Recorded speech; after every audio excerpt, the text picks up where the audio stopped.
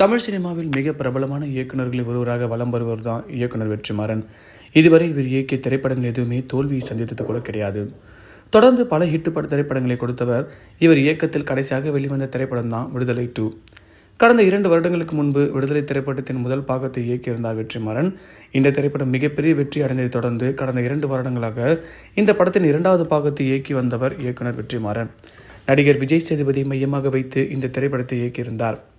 படம் ரசிகர்களிடையே கலவையான விமர்சனங்களை பெற்றிருந்தது.